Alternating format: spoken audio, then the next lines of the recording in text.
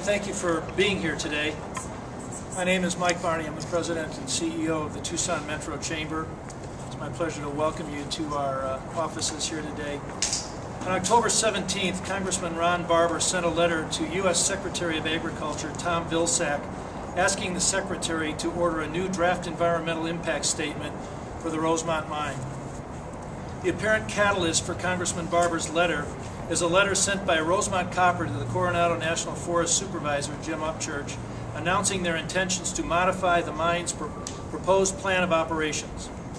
In a meeting with Congressman Barber yesterday, Congressman Barber stated that he felt more citizen input was necessary on the revised plan. We are very disappointed in Congressman Barber's actions for the following reasons. The changes submitted by Rosemont resulted from careful evaluation of several operating options under review by the U.S. Forest Service and 16 other regulatory agencies. These kinds of changes are not unusual. They are a normal part of the permitting process.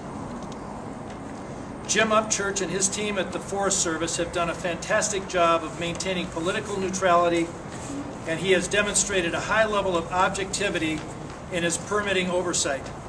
The proposed changes in the Rosemont Plan of Operations are a result of an ongoing process to refine and optimize mine operations and minimize environmental impact. The proposed changes reduce water usage, reduce truck traffic, reduce or eliminate chemical agents customarily used in the leaching process, and result in overall environmental improvements. There have been approximately 24 public hearings and other opportunities for proponents and opponents of the Rosemont mine to voice their opinions. Suggesting that an additional 90 to 120 days of comment period will change the technical nature of mine operations is highly unlikely.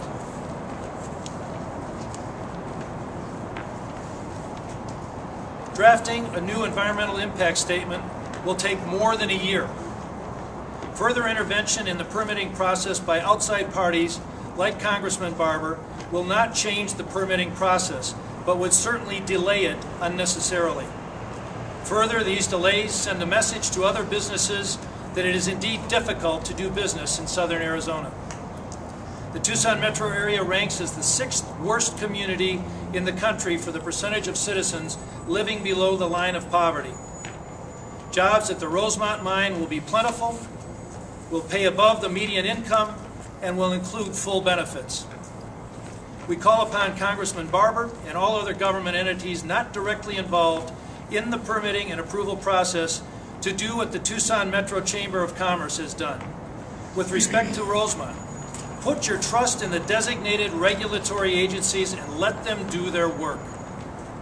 We believe Congressman Barber's recent actions can only serve to delay or kill jobs in our community, and those are jobs we need very badly. While we fully appreciate the need for the environmental impact statement, we ask Congressman Barber if he has ever considered an economic impact statement, if he considered that before he drafted his recent letter.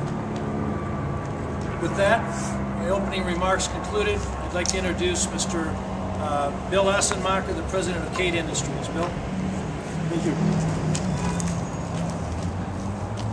So I'm here today not just representing my own company, which has 235 employees, of which 2/3 of them do mine construction, mine manufacturing, and environmental process work for mining companies throughout the world. I also represent a group that Rick Grinnell and I co-founded, SABC, and also I'm here representing Amigos.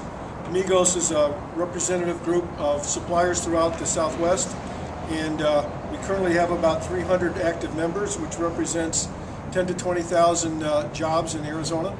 There are 12,000 jobs at the copper mines in Arizona. It represents a $12 billion industry in the state, and it's a very alive and vibrant industry at this time. The things we'd like to point out about this mine plan is during the 5 or 6 years, the 17 agencies have taken a tremendous amount of time going back and forth, having additional studies done, and reviewing a lot of the work that's needed to get the draft EIS finished and the record of decision out. We feel that we're basically at the 99-yard line. We expect a decision out pretty soon. But efforts to kind of slow the process or start over are misguided because there's misinformation. Some of the things that we want to point out is that the total amount of truck traffic that's estimated is going down by roughly 22% per day. And that's primarily due to the fact that the oxide plant will not be operated. The oxide plant normally does leaching, and the oxide ores will now be turned into waste ore. So there's a significant simplification of the mine processing from two different distinct processes to one.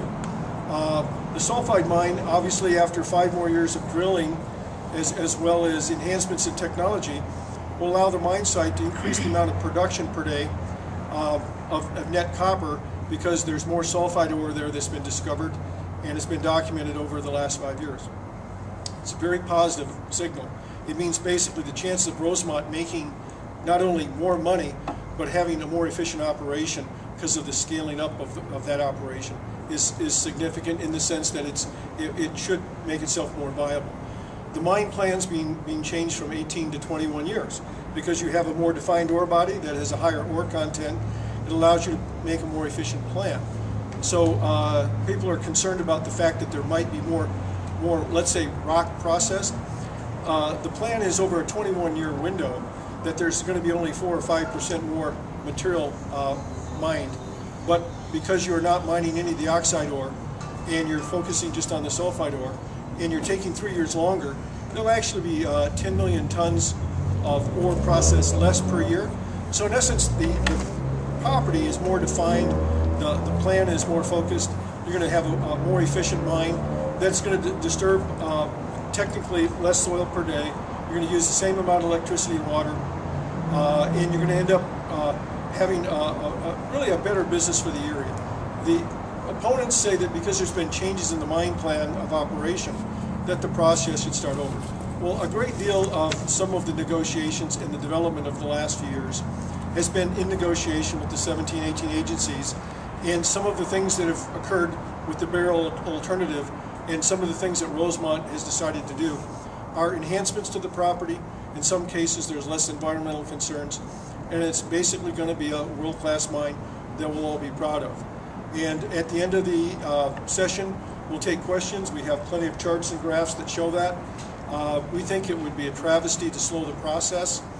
We're currently in a very dynamic cycle where copper mining is vibrant throughout the world. There's a worldwide demand for this product, and the sooner the better we get started. The sooner there'll be several thousand construction jobs in the area, as well as the permanent jobs.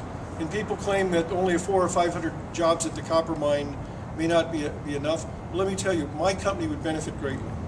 Out of my 235 people, about 150 a day do work for copper mines throughout the world. And believe me, we'd rather do work close to home. So our company would be directly affected. We're currently in an expansion mode. We currently would be hiring as soon as Rosemont starts. And so would a lot of the other hundreds of Amigo suppliers throughout the state of Arizona. Arizona mining's been in our blood for 150 years. It's a very dynamic industry. It's one of the reasons why it's called a copper state. And if you're in this country, or in this state 100 years ago, 1 out of every 4 people that lived in Arizona around the turn of the century worked at a mine. And if you do the math, 2.5 people per family, that means that roughly 50% of all households at the turn of the century were supported by mining. Very big numbers. We kind of forget about some of that, but our history is rooted in copper mining. And we're in a very good period of time where if you look around the world, you see what countries are doing well. It's countries like Australia, Canada, that are basically exporting their natural resources and developing the great gifts that God gave them. States in the United States like North Dakota, South Dakota, Montana, Pennsylvania, and Texas are doing very well because they're developing their natural resources. Arizona is the #1 state in the entire nation for mineral natural resources. We develop and mine out of the ground more minerals than any other state, both in volume as well as dollar value, with Nevada close second behind. It's crazy that we have kind of an anti-mining mentality in this state. We need to change that, and I think Mr. Barber's been listening to people that have, in essence, fed him with misinformation, and we've offered to educate him and bring him up to speed, because the current mine plan of operations for Rosemont is a plus, and we need to get this project started. Mike, why don't you go ahead and bring on the next person? Thank you, Bill. My pleasure to give this press conference another voice. I'd like to introduce Mr. George Scott, President of the Southern Arizona Economic Development Group based in Benson. George.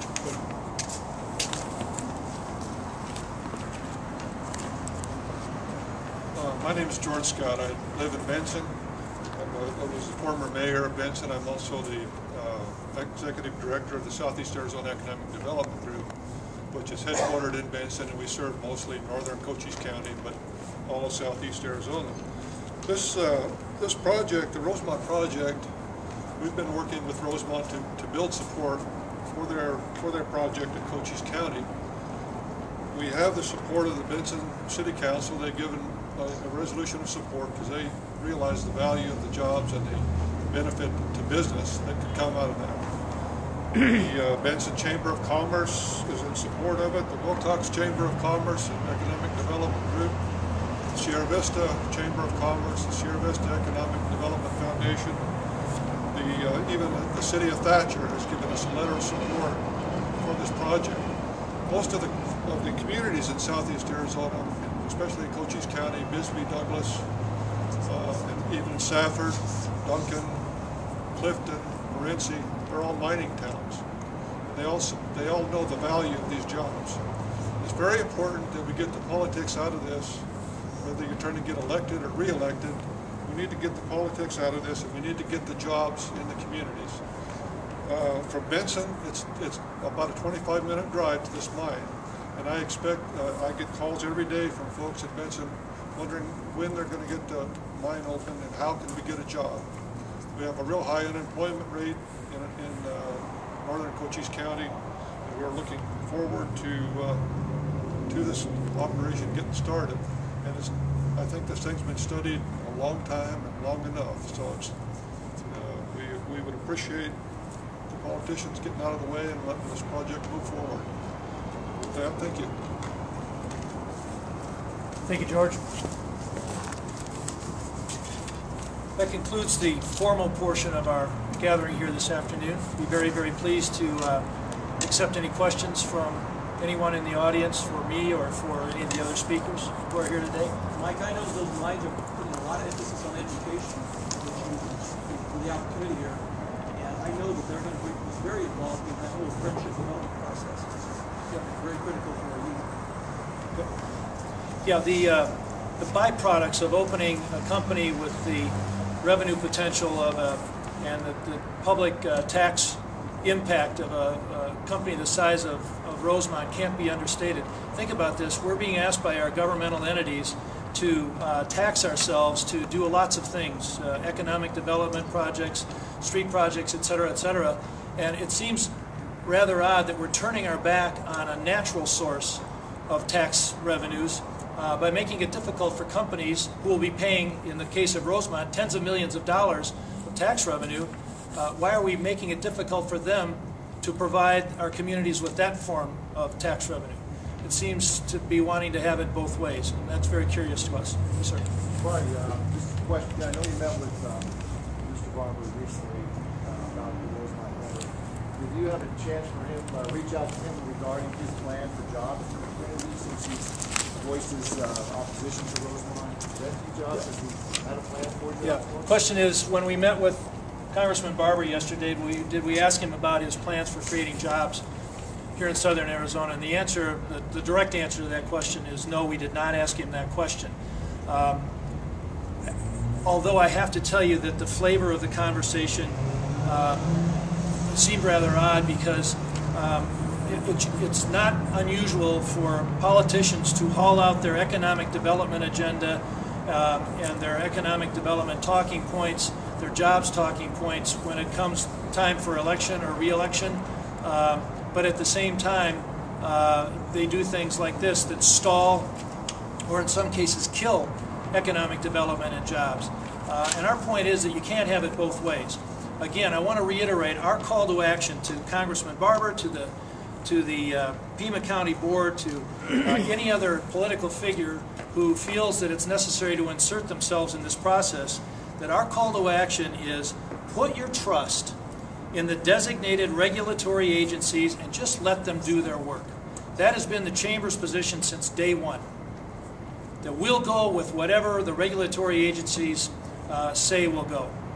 And if the regulatory agencies say that this mine has met all of the requirements placed on it and that it's ready for operation, then all of us have a duty to respect that judgment and let this mine get open and put our citizens back to work. Mike, I'd like to make a quick add to that. In meeting with Mr. Barber, he had some concerns about water, which we think Rosemont has a great plan for the water. So we don't feel the water really is one of the issues. He mentioned about giving the public more time, the addition of another 90-day comment period. Over here on this chart here, there's been technically 18 hearing days, 383 comment period days, 14 public session days, 7 open houses. And this process is now taking roughly at least a couple years longer than originally thought. So there is a point where you kind of wear yourself out in going through the same motions. A great deal of what has come out recently about the change of the mine operations has been in conjunction with consulting with the 17, 18 agencies, and it is some positive news that they've been able to focus more in on the ore body at hand and come up with simpler methods of processing. Those should all be looked at as a reason to applaud Rosemont for wanting to go forward, instead of saying, gee, because you're changing something on a piece of paper, we should start a long process over. So it's misinformation about the project. We want to get the education out there as to the changes are not that significant. But it does mean the mine will probably make more money and actually be in operations longer, which are very positive things for the community. Any other questions? Yeah. Representative Barber in this letter expresses concerns about such significant changes. It's so late in the game. I wanted you to Well, you know, when you respond to came that. out with the barrel alternative, that's been out, Rod, roughly a year? Just so everybody knows, the barrel alternative was one of 4 alternatives, was it? Yes. Rod, 4 or 5? When it came out was actually October last year when they announced it. Yeah, so it's been out, the barrel alternative's been out for about a year. And basically, if you look at this map here, the dotted line represents one or several of the other alternatives. The current plan where you see all the lines are, that is basically meaning that the barrel alternative is going to move into an area where it impacts one of the washes less, but it basically moves some of the tailings and reclamation work out a little closer to the highway. But that was the recommendation of the coalition of the agencies as the alternative. So everything in the last year has been focused towards narrowing in on all the things that tie into that preferred alternative. So when we say things have come out recently that are a lot different, any business today who doesn't have forward-thinking, meaning if you have a business, every year you're looking at a budget, you're looking at current economic conditions. So Rosemont has been doing its diligence as a public corporation, and in essence enhancing and developing the information as it becomes available.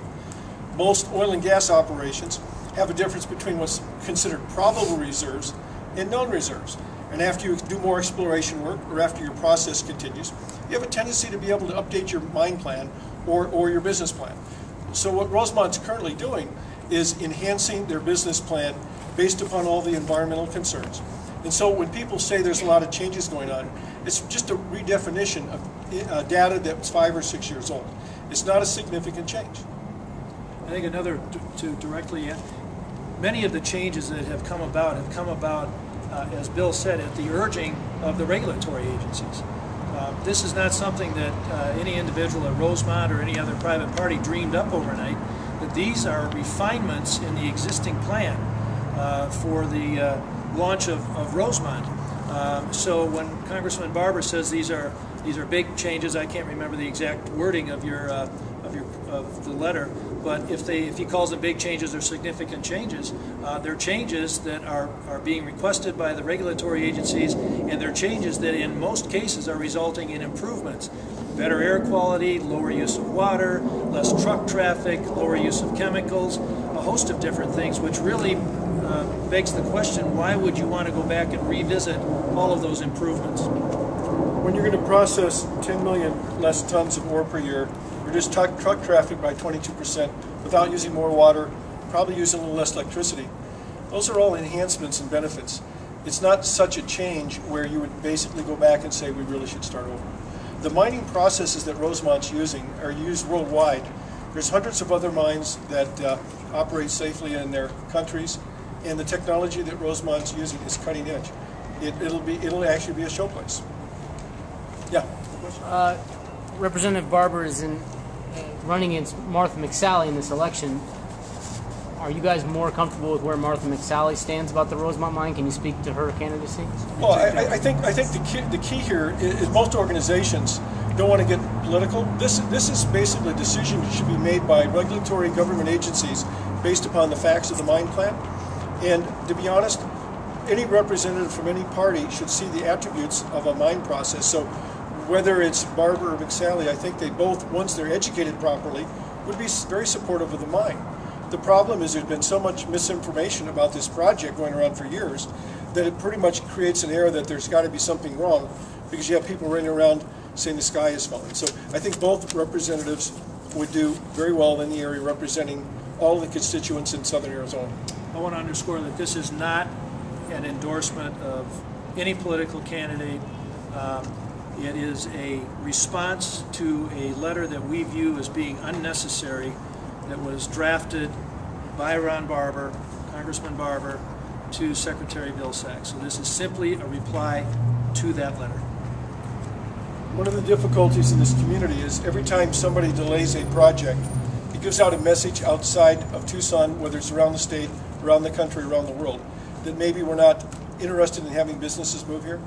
Believe me, I had an interview with a young engineer at lunch today, and he was remarking on how young professional people think they should move to Phoenix or out of state because they don't see a great future here, because all they hear in the paper and all they see on TV is all the rhetoric about why it's hard to do business here. We need to change that mentality, and Mike Varney in the chamber is leading the way on that. Are there any other questions? Yes, sir. Who are some of the major contributors to Congressman Barber that's resisting this? I don't know, and if I did know, I'm curious if that might take us over the line for the purpose of this press conference. It doesn't matter who gives a candidate money, it's whether or not people are feeding misinformation to distort a process. A company that wants to they own land here, they have employees in the state of Arizona, they'd like to invest in their business. If they follow all the rules, they should be welcome to come to our community. We should not be putting additional roadblocks in front of any business that might want to come to our community, as long as they follow the rules. Has he taken the tour? Has Congressman Barber taken the tour of the Rosemont mines? Of course he has. He has? Yes, he has. Once? He said it was yesterday. He brought that up. Yeah, a couple times, but it didn't seem like it was very recent. It seemed like it was sometime in the past. So potentially there have been improvements and other things that have taken place. I don't know that for sure, but he did say that he had taken the tour, which we appreciate. One question on the water issue, which is a major concern. Even Martha McSally has said she thinks that's a valid concern. Can you speak to the issue of the water issue on this? Okay. So we feel that Rosemont is being a good civic leader because they've offered to extend the CAP into Green Valley and put in a recharge station. And they've also promised that they would be a net zero water user of water in the area. So they already have been putting water back in the aquifer. They've already put, in round numbers, about 8 years worth of water into the aquifer. They're allowed to use about 6,000 acre feet per year. There are several other mines down there that do not reclaim water, they use water. And there is also pecan orchards down there that we know that use 5 times or 6 times the amount of water Rosemont would use. We think that Rosemont should be invited down to Green Valley because they're the one that's going to set the new standard for water use and water conservation. So if somebody is going to promise you that they're not going to use any water over 20 years when they have the legal right to, we think that should be applauded. So water should not be a big concern. The existing properties that are down there that use a lot of water should be encouraged to take Rosemont's, follow their leadership and mimic what Rosemont's trying to do. Why do you think people keep talking about the water? You say it's not a concern. You think it's a red herring, or why there's so much talk about the water if it's so clear-cut to you? I think it's just distortion of the facts. I want to answer that question in a little different way. If anyone has been to any of the public forums that have been held for proponents and opponents of the Rosemont mine, you'll notice a very distinct pattern. When people speak against the mine, they speak about hypotheticals, they use fear about things that could happen but won't. And when you hear speakers speaking in favor of the Rosemont mine, very, very often they have the facts on their side, and it's a data-driven discussion, or it's data-driven commentary. And so we can always find ways to identify a boogeyman that's really not there. We can always identify ways that things could be worse, but they're not going to be worse, which is why these 17 regulatory agencies have been called into play to be sure that they safeguard the public interest, safeguard the public lands. And as a reminder, too, the employees of Rosemont, all of us here in this meeting here today, our families, our neighbors, we all breathe the same air. We all drink the same water. Nobody wants dirty skies. Nobody wants contaminated water. If we thought for a minute that that was something that we would all have to contend with, we may have a very different opinion. But we are frankly encouraged by the steps that Rosemont has taken to mitigate its environmental impact. And assuming that they operate within the regulatory boundaries, we welcome them as a new operating company here in southern Arizona. Last question: if they were to restart it and do the new environmental impact, as Congressman is saying, any estimate on how far back that would delay things? Did I hear you say a year? Or? Well, we're already a couple years behind what everybody would have thought would have taken place. Ron Barber's letter is a little vague because he asked for an additional 90-day comment period. Well, the issue is certain things are still being analyzed, so in essence, there's currently time for people to go in and express concerns. The issue is one more delay might lead to another delay, another delay, another delay. There does have to be some finality to what we call the review process. Like I said, there was already 383 days of comment. How long should a company have to wait before they get a chance to go ahead and spend their money in our community? What kind of message does that give to other businesses? It's interestingly, too, if you're not familiar with this statistic, if this mine was opening in Canada, the Canadian government would give the local jurisdictions and regulatory bodies 2 years to come to their decision. That's it. You get 2 years. At the end of 2 years, a decision on that mine's operation is expected. It's not this endless, and we asked Congressman Barber this yesterday. We said, how much is enough? How many times do we have to go through these delays? It's time to put people to work. Have there been any key players identified high up in the level of government that we could put pressure on to say, you know, it's time to get off the pot? Well, I think that the big thing is I think we're done saying you need to do pressure. You just need to let the government agencies put out their stuff. In other words, the record of decision is due out fairly soon, and there'll be a chance for people to comment on that when it comes out. There'll be a chance for some of the unusual organizations to try to block that to the court system. But that happens all the time in the sense that there's a process and a reaction in a cause and effect. So the goal is not to delay the record of decision because people have a chance to look at the record of decision and tell the government what they think. So there's no reason to hide it, delay it, keep it behind closed doors. It's better to get the documents out and read what's in there. Any other questions? Thank you all.